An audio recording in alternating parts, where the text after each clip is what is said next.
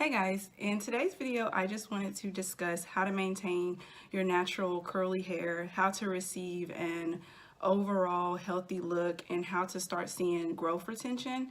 I just wanted to give a little disclaimer, a public service announcement before I get started that I did not go to hair school. I went to college to study business and fashion. So I am speaking solely on my own personal experience. When I started my hair journey, what I implemented to start to see growth and start to see, just better overall health of my hair.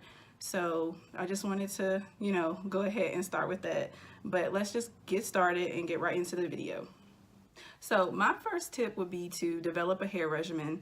When I say hair regimen, I just mean to develop a hair routine, something that you will implement on a weekly basis. When I got started, for me, I was focused on damage because my hair had been permed. I had dyed my hair 3 different times and I had destroyed my curl pattern. So I was trying to get that back. So I focused on damage. So you know what your hair needs. When you go to do your hair, what do you notice? Is it dry? Do you need moisture? Like for me, is it the same with you? Is it about damage? So when you go and start to implement a hair regimen, just make sure that your products that you're adding to your hair routine talk about that. Like for me, everything talked about repairing damage, preventing breakage. So if that's what you need to focus on, just make sure in your hair regimen you're doing that.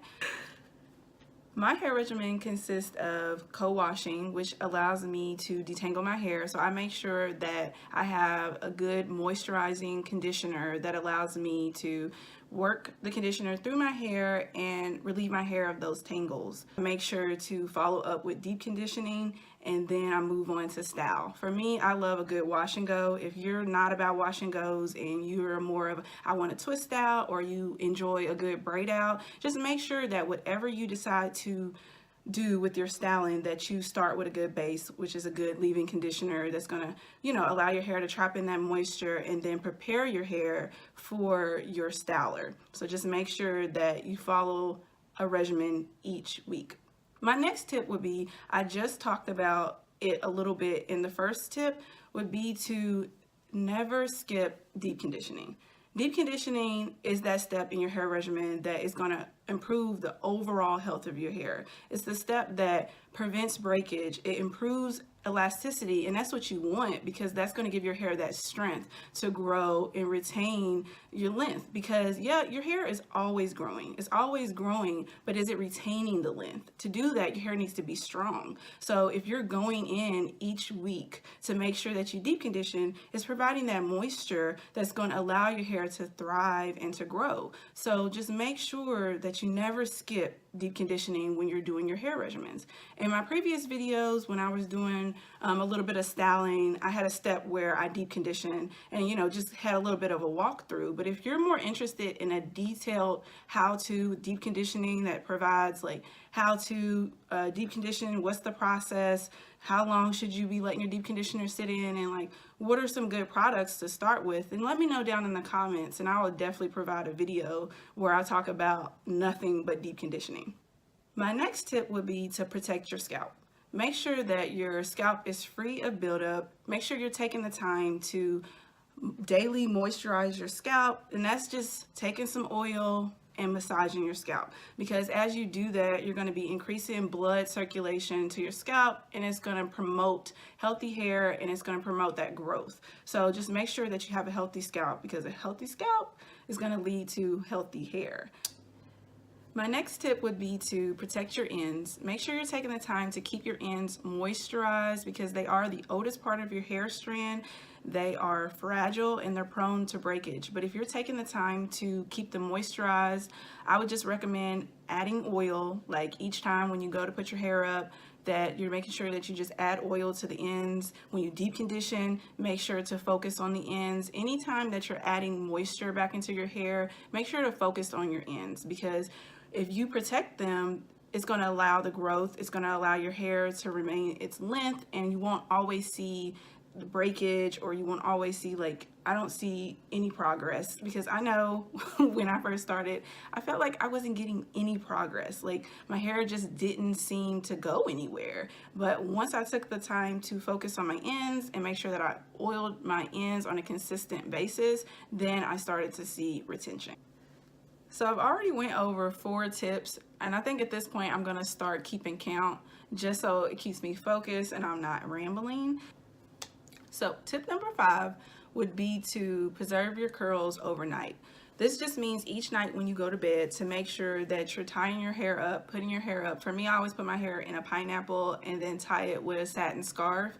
If you're more of a person that's like, I don't want anything on my hair, or I think my curls turn out better when I just leave them free, then I would just recommend a satin pillowcase. You just need to make sure that you're not sleeping on, your curls with your cover and your cotton pillow, because it's going to snag your hair and it's going to cause breakage. But if you're taking the time to protect it each night, then it's going to preserve the health of your hair. We are halfway through the video. Dance break. Tip number 6 would be this one, we're going to work through it because it's going to sound a little crazy at the beginning. But what has really helped me is to decrease the amount you shampoo. Let's just take baby steps. I only shampoo once a month. If that just seems a little drastic or something that you're not used to, then just slowly, gradually start to decrease the amount you shampoo. So let's just talk about it. When you shampoo, the purpose of it is to remove the buildup, remove excess oil, just get rid of all the dirt and oils and nutrients and everything in your hair, right? Well, that's not necessary each week. There's no need every time you go in to do your regimen, as we talked about in the beginning of the video, to also strip your hair of everything each time. If you start to slowly decrease the amount that you shampoo, you're going to see a difference. And when you go to shampoo, what works for me is to only focus on my scalp. So when I take a shampoo, I just focus right here, all in the scalp, and even get yourself a scalp massager so that you can work in the shampoo all the while you're still increasing that blood circulation because you're massaging your scalp. Just start to decrease the amount you shampoo. If you feel like once a month is just not enough, also listen to your hair. If you do feel like your hair still feels weighed down and things like this, and you're just like, I don't think this is working, then try 2 times a month, twice a month. But I just wouldn't recommend every time that you go to co-wash that you're adding in a shampoo. It's very stripping and it's not completely necessary. Tip number 7 would be to leave your hair alone. When you go in week by week to do your hair regimen, whatever you decide to do, for me, I'm a wash and go kind of girl. That's just me. That's what I enjoy. But if you like to do a twist out, or you like a braid out, or you want some Bantu knots, if that's what you decide to do with your hair after you co-wash and after you deep condition, try to do that hairstyle and then just leave it like that. If it gets to the point where it's like, my hair is dry and we need to revamp it, then you can go in and try to refresh your curls.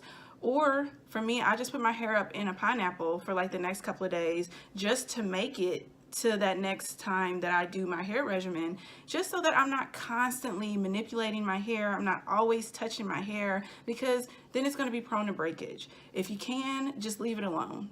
Wash your hair, style your hair, and then just let it be. At least until that next time you go in to wash your hair. We're almost done. Tip number 8 would be to try to practice no heat. This was the hardest one for me because I was so used to getting my hair flat iron. That's all I knew was a flat iron.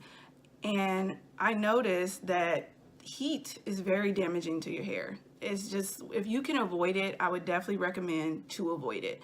What helped me, it seems a little drastic, but I actually got rid of my flat iron. It was like out of sight, out of mind. I didn't have a flat iron. I didn't have any of the products that you needed to achieve a good flat iron. Like that good shampoo or conditioner, your heat protectant. I didn't have any of those products, and it allowed me to leave heat off my hair. The first time I did it, I made it to a year. Just previously, when I got my hair straightened for Christmas, I hadn't had my hair straightened in 2 years. I think once you decide to commit to no heat, is easier, but just the thought of it at first, like taking that step, I was like, I don't know about this, because it meant that I was really gonna have to start to maintain and care about my curls, because that was the only hairstyle that I was gonna have. So if you can, I would definitely recommend no heat. Like when I go into deep condition, I don't even use heat then. It's just so damaging. So if you can avoid it, I would avoid it.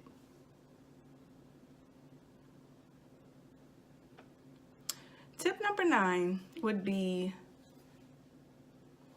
what is tip number 9? Tip number 9, water. Plenty of water. I know every time we talk about like the overall health of something, we always mention water. Everyone talks about water because it's absolutely necessary for the nutrients in your hair. Like we drink water so we can have glowing skin, just like it's necessary for the overall, you know, your body, the overall health of your body. You need it for the overall health of your hair. Just make sure that you're drinking water.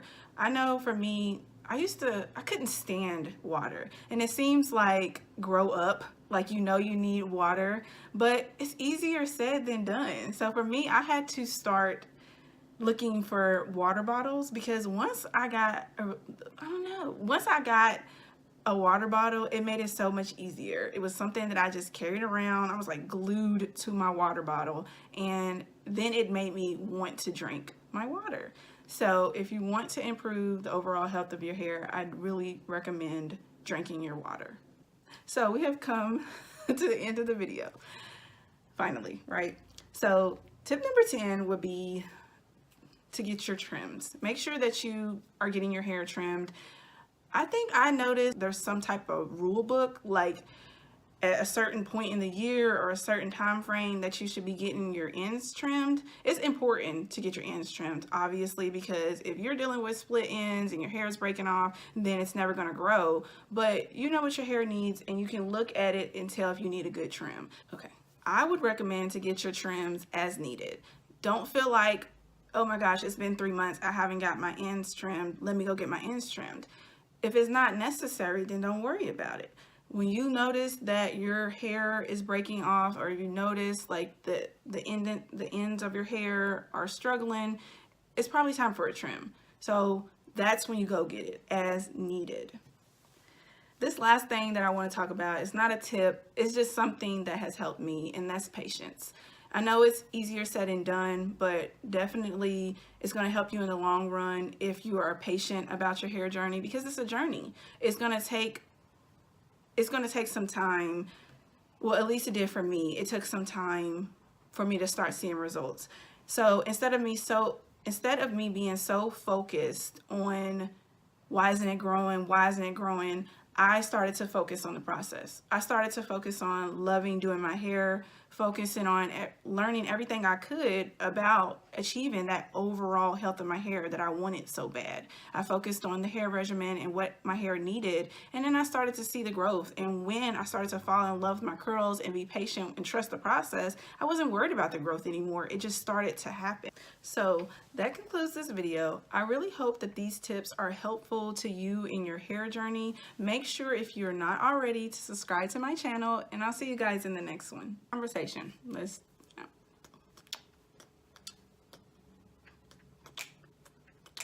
I don't feel like I'm rambling. So tip number 4 would be to start to preserve. Ooh, no, is it tip number 4? See, we're not even on tip number 4. Talk about water. We always talk about water. It's just necessary for the overall health of your life. Like, it's necessary for your overall health. It's step number 6. It's not step number 6. It's step number 6. Okay.